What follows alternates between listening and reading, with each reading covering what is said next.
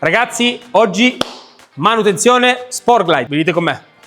Allora, oggi abbiamo l'ultima tipologia di telaio Softail, la Sportglide, motore 107. Andiamo a fare la manutenzione, quindi facciamo un bel tagliandino come Dio comanda. Vi porto con me nella sostituzione delle gomme, perché c'è da divertirsi per cambiare le gomme all'Harley, perché bisogna smontare mezza moto. E soprattutto, essendo che nell'avviamento non ve la faccio sentire perché ormai è già fredda e accettabile, non voglio rompergli le scatole per fare la manutenzione, sento che la batteria non è proprio eccellente, visto che non è un controllo che dobbiamo fare noi uditivo, ma è un controllo fisico, elettrico tramite uno strumento. Andiamo a testare la batteria. Quindi, prima prova, batteria. La batteria sui nuovi telai delle Harley, i nuovi telai Softail, quindi quelli dove non hanno gli ammortizzatori, sono tutto sotto questo carterino. Quindi andiamo a togliere le due brugoline che ci sono lì e ci si presenta la situazione. Ora ve lo tolgo, smonto la batteria e vi faccio vedere, facciamo insieme il test. La cosa furba che hanno fatto è stato mettere il laccetto per aiutarci a sfilare la batteria. Ragazzi, è stato devastante questa cosa qua. A questo ingegnere bisognerebbe dargli un premio Nobel. Non faticare a togliere una batteria. Batteria pronta, quindi possiamo andare a testare. No, sei fuori. No, mi spiace. Ciao. Scusate, ma ci hanno chiesto di riparare un monopattino. Anche no.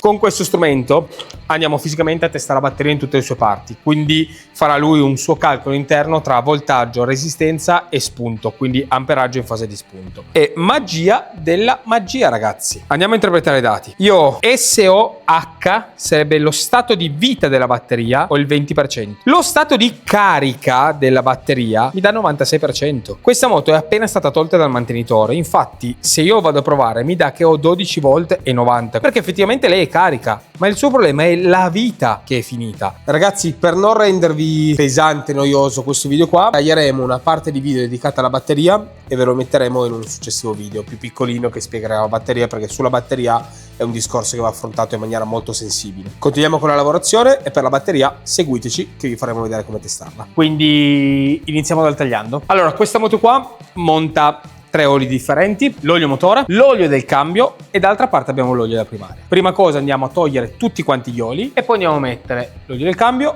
l'olio del motore e l'olio della primaria nuova. Andiamo a sbirciare successivamente anche sul filtro dell'aria, vediamo che condizioni è, se basta dare una soffiata, se dobbiamo sostituirlo, e poi ci buttiamo sull'olio dei freni. Quindi ragazzi, abbiamo i bulloni da togliere sotto la coppa, scogliamo l'olio e iniziamo a fare qualcosa. Ora, cosa molto importante ragazzi, e non mi stuferò mai di dirlo, il Teflon non si mette. Si spendono 2 centesimi e si comprano le guarnizioni nuove. Quindi andiamo a togliere la guarnizione vecchia, che è praticamente quadrata. Andiamo a pulire da sta porcheria che hanno fatto. Poi uno dice, se non bestemmio, già che bestemmiano meccanici, guarda che cacchio devono fare. Ne ho tolte con una valanga di Teflon, perché capitano veramente. E non va bene ragazzi, non va bene. Andiamo a chiudere la primaria, andiamo a chiudere tutto e andiamo a mettere l'olio. Olio primaria tolto, olio cambio tolto e olio motore tolto. Adesso andiamo a sostituire il filtro dell'olio. Quindi allentiamo il filtro per essere tranquilli che poi a mano riusciamo a dargli l'ultima svitata. Andiamo a crearci la nostra piccola impalcaturina così da evitare di fare troppi casini e cerchiamo di posizionarlo al meglio. Ok, andiamo a dargli la solita pulita. Solita oliata sulla guarnizione del filtro. Essendo che ho le mani con un po' d'olio mi aiuto, non vado a stringere forte, mi aiuto solo con la chiave e poi pulita. Ok, filtro olio messo, andiamo a mettere l'olio. Olio primaria che andiamo a inserire esattamente 1 litro.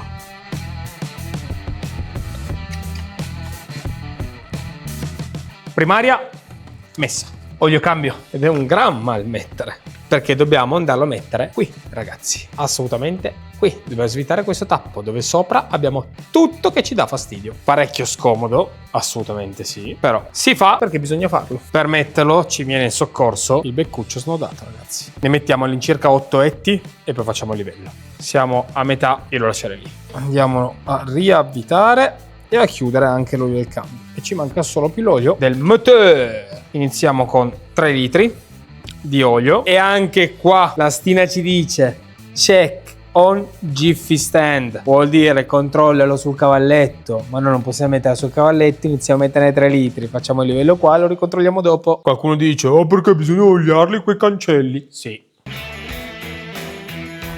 Ok.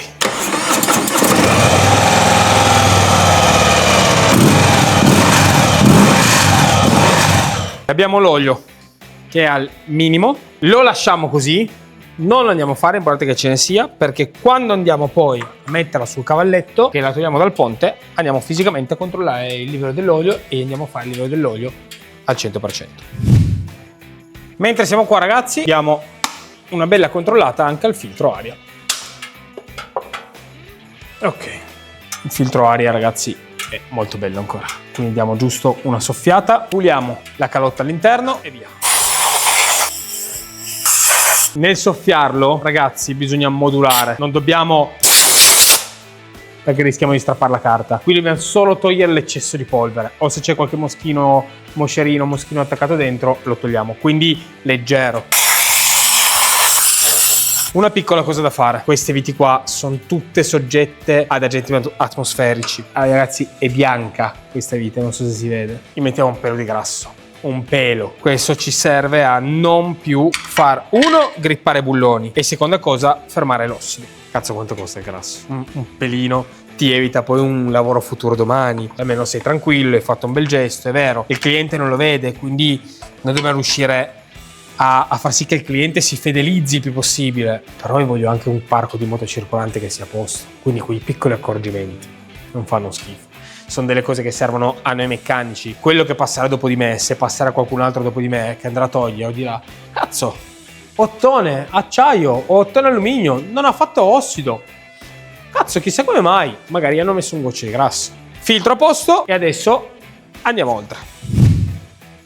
Candele io l'ho già tolte, sono uscito piano piano tramite 2 forchettine a tirarle fuori, a togliere la pipetta, quindi ora prendiamo la 16 e una, e 2, e 3, e 4. Candele nuove, prima di montarla dobbiamo sempre controllare che non abbia subito urti o danni, quindi che lo spessore tra l'elettrodo e il catodo all'interno sia all'incirca di 60. Rimontiamo le candele e andiamo avanti con la lavorazione. Olio freni. Iniziamo a farlo al posteriore, sempre carico alto, apriamo lo spurgo e possiamo iniziare. Pulitina alla vaschetta. Senza far entrare aria andiamo a rimettere l'olio e poi continuiamo a pompare. Facciamo più o meno 4 cicli di vaschetta, quindi vaschetta piena, facciamo andare 4 vaschette all'incirca. Perfetto, possiamo togliere qua. Il livello dell'olio ragazzi è questa tacchettina qua sopra, quindi quando l'olio è esattamente qua noi abbiamo la vaschetta col pieno dell'olio. Andiamo a dargli una pulita al gommino dall'olio vecchio e possiamo andare a richiudere ragazzi. Olio freni anteriore, facciamo attenzione che non entra aria e non va ancora più giù l'olio. Mi fermo, blocco la leva del freno e con la carta posso andarlo ad aspirare e sono pronto per andare a mettere l'olio dei freni nuovi. Anche qua facciamo 4 cicli di vaschette completi, rifacciamo il livello come l'abbiamo trovato, era proprio a bordo e anche l'olio dei freni è a posto. Ci vediamo con le gomme. Per togliere le gomme via la marmitta.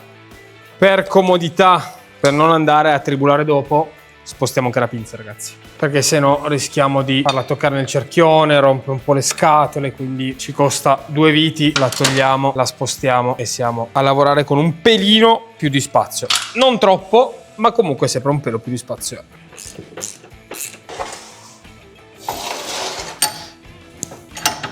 Portiamo avanti la staffa, togliamo il sensore dell'ABS, togliamo tutti i distanziali che non ci rompano le scatole mentre siamo lì che dobbiamo montare, smontare, spostare e via dicendo. E bella gomma.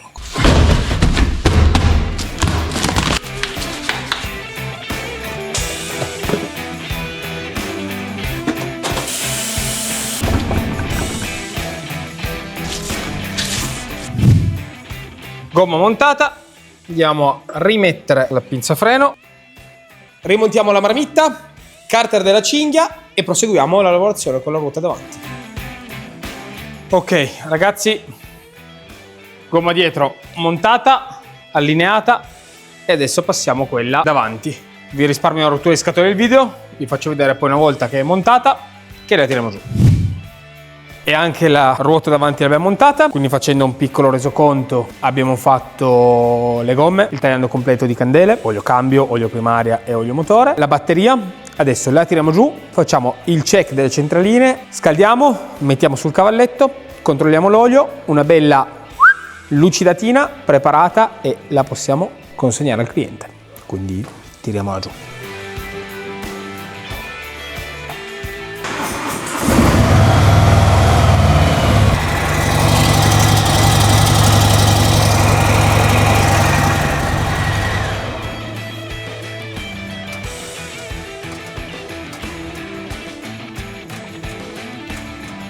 Ok ragazzi, livello olio assolutamente a posto, possiamo dargli una bella pulita e la possiamo consegnare.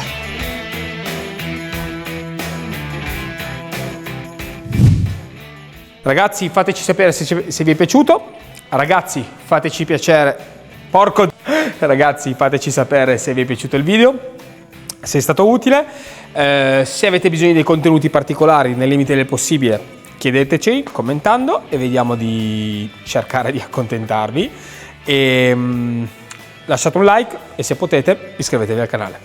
Ciao ragazzi!